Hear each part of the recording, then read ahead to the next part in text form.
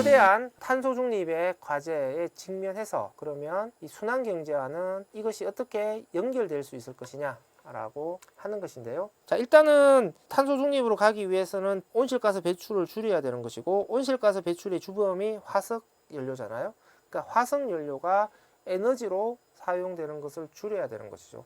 화석 연료가 에너지로 사용되는 것을 퇴출시켜서 이것을 재생에너지로 바꿔야 되는 것이죠. 이것을 우리가 이제 에너지 전환이라고 이야기를 합니다. 그러니까 화석 연료 기반의 에너지를 재생에너지 기반의 에너지로 어떻게 전환시킬 것이냐, 에너지 전환이 어떻게 성공적으로 이루어질 수 있을 것이냐 라고 하는 것인데요. 에너지 전환이 성공적으로 이루어지기 위해서 그냥 재생에너지 양만 계속 무한정 늘리면 될까요? 사실 이것은 불가능한 얘기죠. 에너지 총 사용량이 계속해서 증가하는데 이 증가 속도를 재생에너지로 다 따라잡을 수 있느냐라고 하는 것이죠. 사실은 불가능한 얘기입니다. 그러려면 어떻게 해야 되냐? 결국은 에너지의 총 사용량은 줄여야 되는 거죠.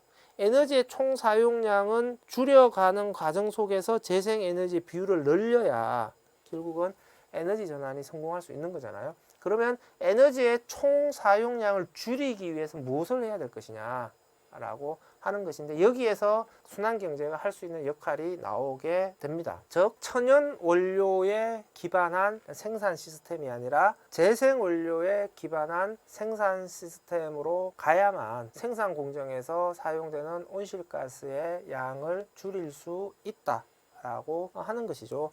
알루미늄 캔을 한번 예로 들어 볼까요? 천연 원료로 알루미늄 캔을 만들면 에너지가 이만큼 사용되는 건데, 캔을 다시 캔으로 재활용하게 되면 에너지 사용량이 이만큼이면 된다는 거잖아요. 그러니까 재생 원료를 사용한다라고 하는 것이 그만큼의 에너지 사용량을 줄일 수 있게 되는 것이죠. 지금은 전체 자원 사용량의 10% 미만만을 재생 원료로 사용하고 있는데, 이것을 거의 100% 수준까지 올려줘야 된다라고 하는 것이죠. 이 과정에서 우리가 엄청나게 많은 에너지를 절약할 수 있을 것이다 라고 하는 겁니다. 두 번째로, 화석연료가 에너지로 사용되는 것에서만 온실가스가 배출이 되냐라고 하는 것이죠. 그 이외의 영역에서 배출되는 온실가스는 어떻게 줄일 것이냐 라고 하는 겁니다. 화석연료가 에너지뿐만 아니라 원료로도 사용되죠. 화석연료가 원료로 사용되는 게 바로 석유화학 산업입니다. 화석연료가 원료로 사용되는 대표적인 물질이 플라스틱이죠. 석유로 만든 플라스틱의 양이 계속해서 증가해버리면 결국 화석연료가 우리 문명에서 퇴출되지는 않겠죠. 오히려 에너지 전환에 풍선 효과가 나타날 수도 있어요. 에너지로 사용되는 화석연료의 양이 줄어들게 되면 석유 가격이 떨어지게 돼요. 석유 가격이 떨어지게 되면은 플라스틱 가격도 떨어지게 돼요. 왜? 석유로 플라스틱을 만드니까. 그러니까 오히려 석유로 만드는 플라스틱의 물질 경쟁력이 강화될 수가 있는 것이죠. 에너지로 가는 화석연료의 양은 줄어드는데 이놈들이 다 플라스틱으로 몰려올 수도 있게 된다라고 하는 겁니다. 따라서 화석연료를 우리 문명에서 퇴출시키려면은 에너지로 사용되는 길목도 막아야 되지만 원료로 오는 이 길목도 막아줘야 된다는 거죠. 따라서 이제 탈플라스틱 전략이라고 하는 것이 굉장히 중요해지게 됩니다. 그러니까 석유로 만드는 플라스틱의 양을 결국은 제로 상태로 가져가야 된다 라고 하는 것이죠. 그러면 플라스틱의 총 사용량을 줄이면서 석유로 만드는 플라스틱이 식물로 만드는 플라스틱으로 대체되어 가는 경로를 밟아 가야 된다라고 하는 것입니다. 두 번째, 화석연료 이외에도 온실가스가 배출되는 경로가 있죠. 특히 축산이 온실가스 배출의 주범 중에 하나로 지목되고 있습니다. 특히 소가 온실가스의 원흉으로 또 많이 비난을 받는데요. 반추동물의 경우에는 결국은 트림이나 방구로 메탄을 배출하게 되는 거잖아요. 소 한 마리가 1년에 70kg 정도의 메탄을 배출한다라고 이야기를 합니다. 그러니까 메탄 1kg은 이산화탄소 23kg에 맞먹는 온실 효과를 야기한다라고 하죠. 전 세계 15억 마리 정도의 소를 키운다라고 얘기를 하는데요. 그러면 15억 마리 곱하기 70kg 곱하기 23 하게 되면은 소가 직접적으로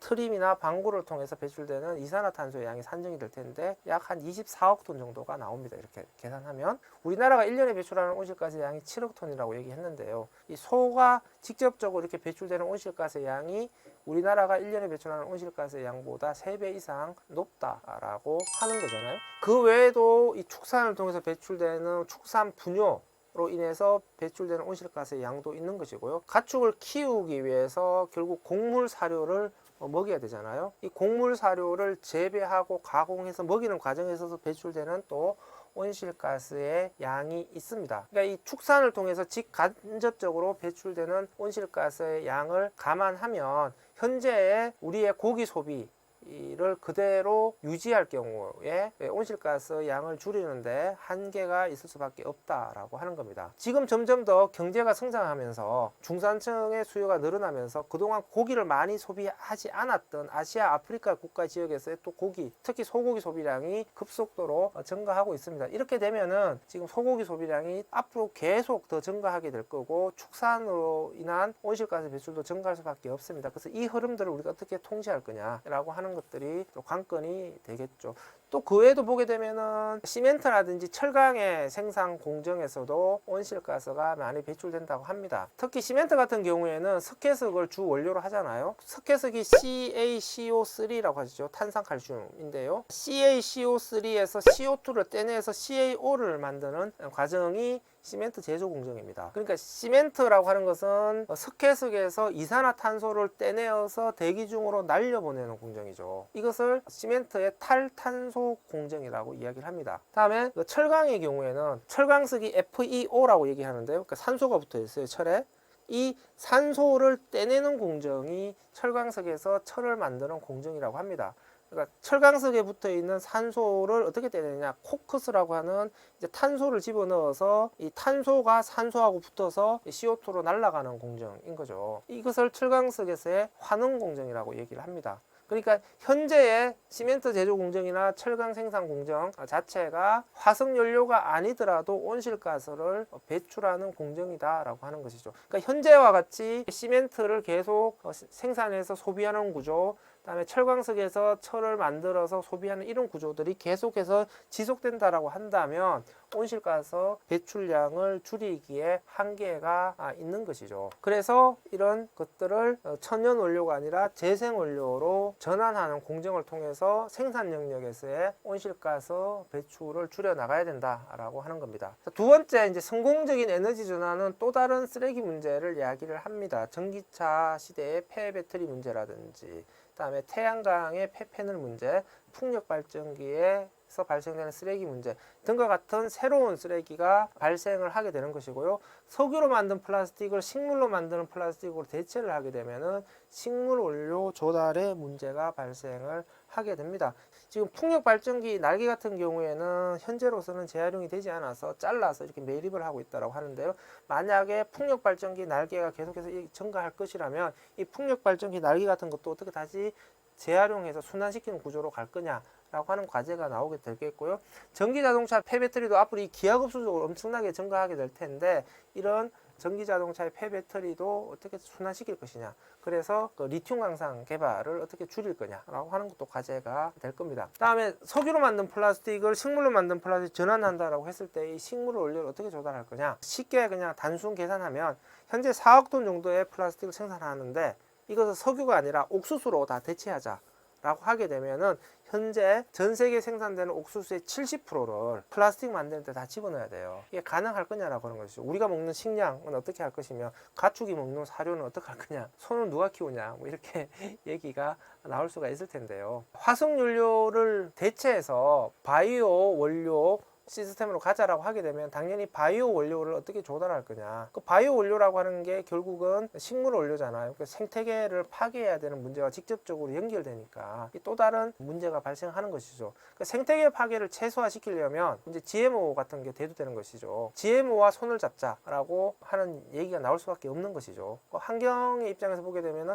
화석 연료도 싫지만 또 GMO도 싫은 거거든요. 그러면 이 문제를 어떻게 할 거냐라고 하는 거죠. 결국은 계속해서 천연 이런 바이오 원료를 사용하는 방식으로 가게 되면은 이런 딜레마를 극복할 수가 없게 되는 것이니까, 바이오 원료를 써서 만든 물질이라 하더라도 이것을 계속 다시 순환 자원으로 돌려야 되는 것이죠. 그러니까 바이오 플라스틱도 계속해서 순환시켜서 신규 바이오 원료의 수요량을 줄여줘야 바이오 원료 조달에 따르는 생태계 파괴 문제를 해소할 수 있다라고 하는 겁니다. 그래서 정리를 하게 되면 탄소 중립 경제로 가기 위해서 순환 경제가 반드시 필요합니다. 다음에 탄소 중립 경제로 인해서 발생하는 새로운 쓰레기 문제와 생태계 파괴 문제를 해결하려면 순환 경제가 필요한 것이죠. 그래서 우리 쓰레기 하시는 쪽의 입장에서 보면 순환 경제가 짱이야, 이렇게 이야기를 할 수가 있는 거죠.